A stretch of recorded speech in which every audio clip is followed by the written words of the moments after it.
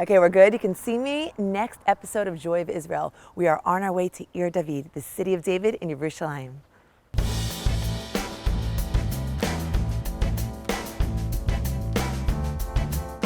I'm here at the city of David, the site of biblical Jerusalem.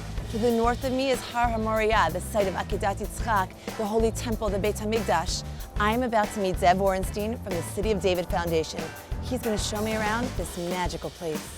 Hi Zev, how are you? Great, we are so excited to have you here today. The place is so gorgeous, Zev, and it's bustling with tourists. What amazes me is I can actually imagine when I'm walking through here that King David is here with his harp, composing the Tehillim, the Psalms. It's really a magical place where Jerusalem brings people together. Yeah, I kind of feel that way about food. The place where we're standing today, the city of David, the Jerusalem of the Bible, this place is 4,000 years old. When we talk about the time of, David HaMelech, Shlomo HaMelech, we're talking about this 11-acre slope here, the city of David.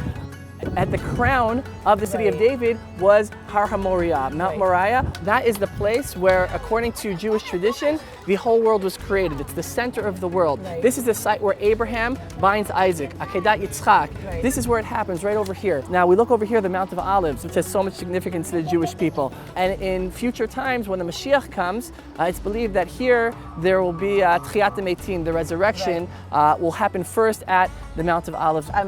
Chills all over. I'm so emotional. It's so amazing. Does it happen to you each time? What I think is most beautiful is what we see over here, the children.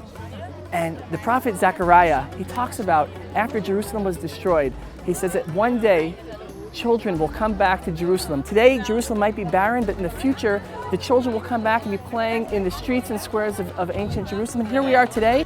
And we see the fulfillment of the words of Zechariah coming true before our eyes.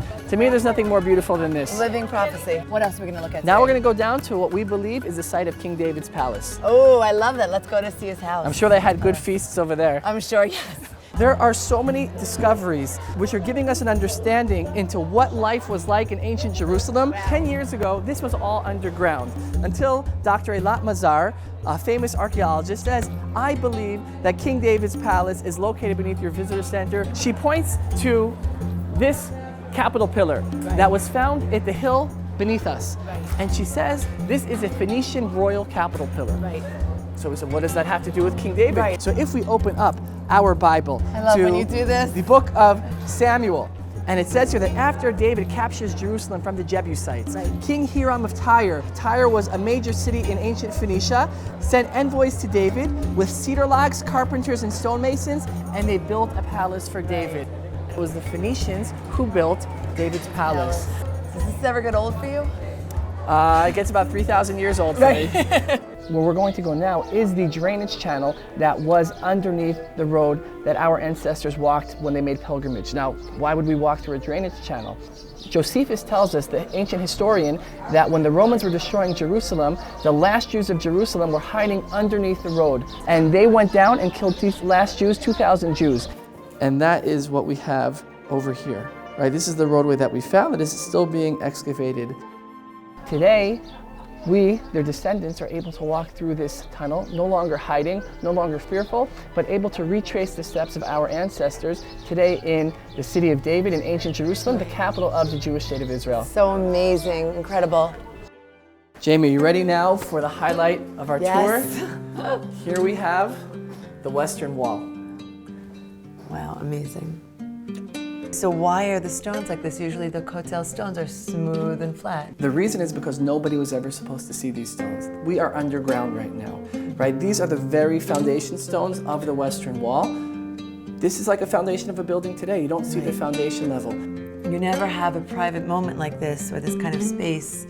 With the Kotel, usually you go and there are throngs of people and you're fighting just to get close and just to be able to touch it. This is incredible. I see there's some notes people come by. You didn't give me a heads up, you left it a surprise. And where you started from, you'll return one day.